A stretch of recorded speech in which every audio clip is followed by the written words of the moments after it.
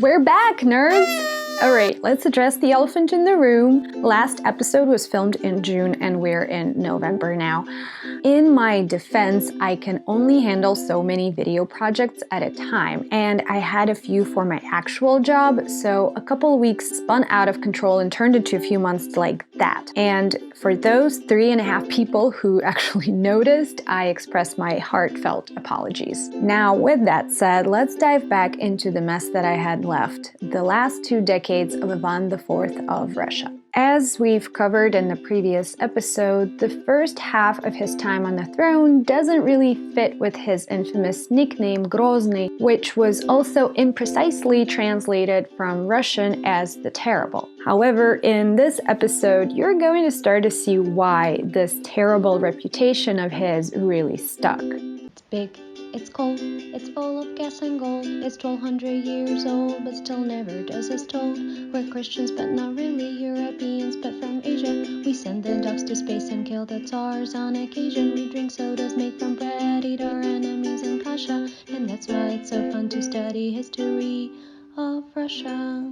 So we ended abruptly in 1560, when Ivan begins to change the course of his rule to a bit more tyrannical and turns against the elites. That year was not unlike 2020. Those expensive wars finally caught up with the budget and things got pretty sad. Drought and famine sure didn't help lighten up the mood, and as a cherry on top, the Tatars came back and raided through a bunch of already devastated lands. The policy change began with Ivan's falling out with Rada, the council. They had argued on many foreign policy decisions, and Ivan blamed them for indecisive actions in Livonia that led to losing all those yummy Baltic lands. Ivan also evidently felt more and more disappointed with the reforms program that Rada pushed for. In his letters to Andrei Korbsky, a general who was very close to Ivan before defecting to Lithuania in 1564, Ivan shared his thoughts on divine origins of Russian monarchy, basically stating that arguing with the Tsar is like arguing with God. He was many things, but humble was not one of them. Ivan didn't like to share, especially power, and many of those 1550s reforms were demanding exactly that, nudging Russia to a more Western way of governing at the time, giving more power to aristocracy. Speaking of aristocracy, Ivan didn't stop at getting rid of his Council of the Chosen. Oh no! Once that was done, he went after the Boyar Duma. His new decree of 1562 stripped the noblest of the noble, the princes, of their land privileges and basically equalized them with the Tsar-serving class of landowners. And that meant war. Quite literally. Some of the boyars attempted a coup in 1564, led by no other but Ivan's former close friend Andrei Korbsky. What happened next is absolutely fascinating. Ivan IV, a grown man and a ruler of all Russia, has what appears to be a political meltdown, where he throws the part of the country where he felt unloved by the aristocracy in their faces and storms out the door. You don't like the Tsar? Fine, there's gonna be no Tsar. In 1564, after the failed coup, Ivan leaves on vacation, which wasn't the weird part. The weird part was that he basically packed the treasury and the army in his suitcase. He went to a place called Alexandrova Sloboda, basically a fancy summer house that belonged to his mother's side of the family. He then rode back to Moscow, pulling off a bluff of a century. He claimed that he is retiring and is no longer the Tsar of all Russia. But that wasn't the best part. He first addressed the boyars, stating that they are treasonous a-holes and do not deserve his love. Then the clergy, who were also treasonous a-holes for siding with the boyars. And finally, he told the angry, hungry, and confused citizens that he has nothing against them. They are his babies, and it's all boyars' fault. Checkmate. Okay, I know I said he threw a tantrum before, but actually, this move had a strike of political genius. He lit a fire under boyars' butts. Terrified of the lower classes' uprisings, they begged Ivan to come back. Now, holding all the cards, he goes, "Alright, I'll consider coming back. but I reserve the right to go after any one of you I don't like. You as much as look at me funny, I'll execute you and take all your stuff. Capiche?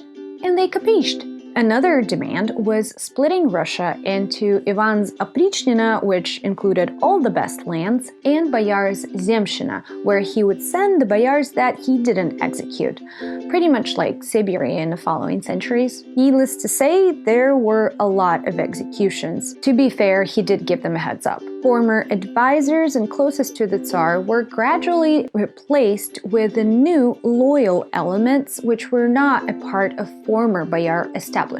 Ivan the Terrible, draining the swamp before it was cool. The nobles that were allowed into Ivan's VIP Russia and his personal servitude came to be later known as oprichniki, I guess oprichniks in English? They were in many ways a 16th century equivalent of Nazi Gestapo or Soviet NKVD, basically a not-so-secret police that raided through the country and terrorized everyone in their path. According to some controversial sources, they were supposedly wearing all black, carried a broom and a severed dog's head on the neck of their horse, symbolizing that they bite first and sweep all the trash out of the country later. Dope.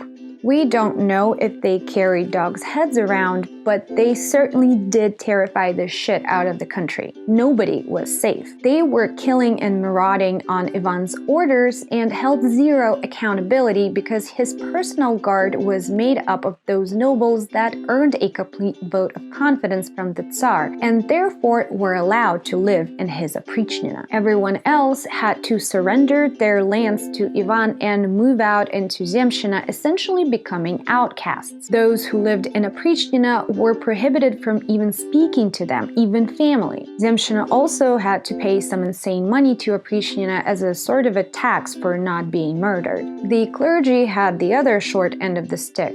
While with oprichnina pretty much all sticks were short. While Ivan praised himself in being a devout Christian and spent up to 9 hours a day on God-serving related activities, he treated clergy pretty much the same as boyars. Ivan didn't even see the irony of giving kill orders while being in the middle of a procession in church. All of this bloodshed and uncalled-for cruelty gave birth to rumors about Ivan's state of mind. A number of historians to this day believe that he was some sort of crazy. But if you look at his actions from his perspective, they make just as much sense as any bloodshed on a narrow path to absolute power. Take Inquisition, for example, or killing your siblings, which has been trending throughout all of human history. Ivan's war against aristocracy might have been sparked by his paranoia and lust for revenge, but someone completely cuckoo would not have been able to play the cards as well as he did. Boyars signed their own death wish when they agreed to Ivan's unlimited power reform of 1565. Funny enough, he didn't even return to Moscow, fortifying in Alexandrova Sloboda instead and essentially turning it into a new capital. Foreign visitors wrote that during oprichnina there was more money in that place nobody even knows of today than in Moscow. Oprichnina reached its bloody pinnacle in 1570 with the Novgorod massacre, one that the city never recovered from. Ivan had always disliked Novgorod for its long history of independence. Finally, he accused it of plotting against him and unleashed the fury of his guard dogs on them. Metropolitan of Moscow Philip was strangled by oprichniks for refusing to bless this marauding campaign, and all the cities on the way to Novgorod were looted because why not? Ivan personally arrived at the city, attended a service at the Sofia Cathedral, immediately after which he ordered the city sacked, which it was. Thousands of people died and the city's many riches were stolen. Ivan was actually going to do the same to Novgorod's cousin city Pskov, but according to the legend, he freaked out when his guards took one of the bells off a Pskov monastery and his horse dropped dead. So a toast to that one overwhelmed horse and its heart attack that saved a whole city.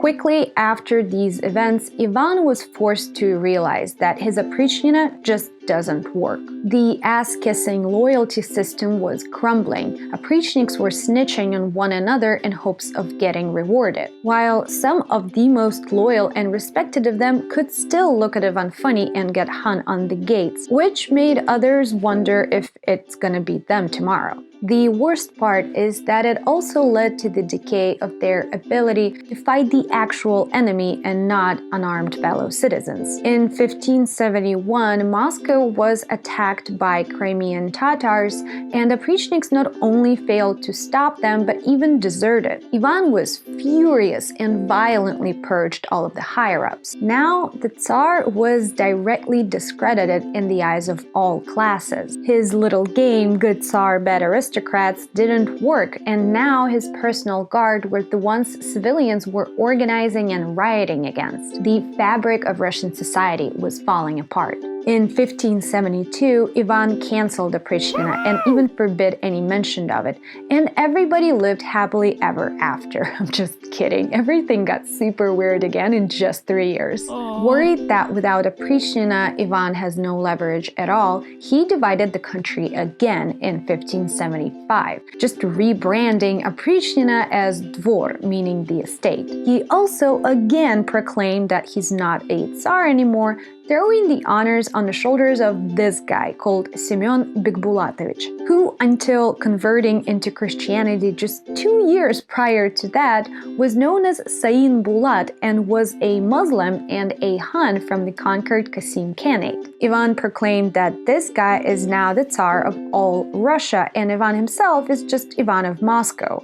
What a drama queen, you would think, but again, the following events point in fact to a cunning political game of PR. The new Tsar did what Ivan could never do himself. He went after the church and their money. He stripped monasteries of their lands and income just in time for Ivan to gloriously return to the throne just 1 year after his retirement and generously give some of it back, but not all and not without conditions. As a result, he filled his treasury with church's money and played the good guy again. Unfortunately for Ivan, his political genius and short-term problem-solving skills were not enough to lead to much good in the long run, nor was he that genius when it came to foreign relations and wars. His push and pull fighting with Sweden and Poland that lasted for almost 25 years devastated Russia's northwest and led to absolutely nothing. Thousands dead and shit ton of money wasted later, the countries basically returned to status quo. Russia's south was simultaneously ravaged by Tatar invasions. They even overran Moscow on more than one occasion. Victories that are often attributed to him, such as the Eastern military endeavors that kicked off Russia's expansion into Siberia, which I covered in my Siberia episodes, actually often happened despite of Ivan, not thanks to him. For example, Yermak's victory over Sibir Khanate happened while Ivan was mailing local lords, the Stroganov brothers, to stop this nonsense and call him back. Ivan's contemporaries, as well as Russian historians of 19th and 20th century, expressed all kinds of assessments of his rule, mostly negative, that is, until Stalin praised Ivan for his firm hand, and then everybody praised Ivan because, Stalin. Anyone else ever notice how the only people tyrants ever praise besides themselves are other tyrants, preferably dead ones? Anyway, famous Russian historian Kluchevsky divided Ivan's rule into the good part in his earlier years and the bad part in his later years, and there is a lot of reasons to see it that way. While Ivan was one of the smartest and educated and well-read people of his time, when his power was in question, he was a cruel sociopath, and his wits were more often used in cunning political manipulations than for the greater good of his country. With that said, his bloody legacy created the foundation the Russian Empire would be built on. His attacks on the church weakened it enough to forever be under the thumbs of the future monarchs of Russia. He also resisted some very tempting offers of union from the Catholic Church, keeping Russia independent of Rome in the future through its orthodoxy. His destruction of the remaining land-owning nobility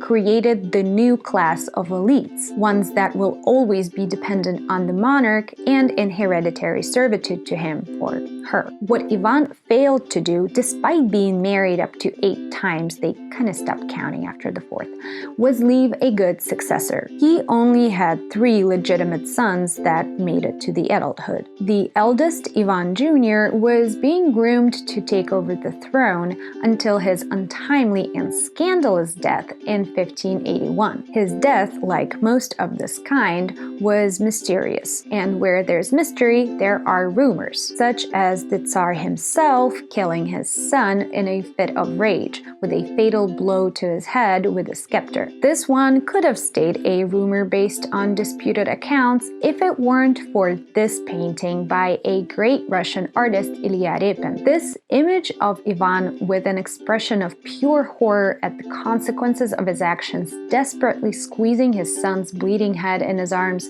is so captivating and memorable that it alone had the power to turn that rumor into a reality for many generations. The truth is, we have no idea what caused his son's death. There is strong evidence, for example, that he might have suffered from epilepsy, which at the time could easily turn lethal, causing a fall or suffocation. His remains were too damaged to allow for any conclusions when they were studied in the 1960s, so I guess we'll never know. Whether it was at the hands of the unstable Tsar or a tragic accident, Ivan Jr.'s death foreshadowed the end of Rurik dynasty of Russia. Ivan's second heir, Fyodor or Theodore, was not Tsar material, possibly even mentally disabled. Ivan Grozny's health took many blows, and evidently at the age of 50 he looked 100. He died from heavy sickness in 1584. I'm getting kind of tired of saying this, but yes, of course, there are many theories of him being poisoned, most likely by his closest advisors, one of which will end up ruling the country through feeble-minded Theodore in the following years, but we'll get to that in the next episode. For today, I will leave you with this quote from historian Kluchevsky, who I mentioned earlier.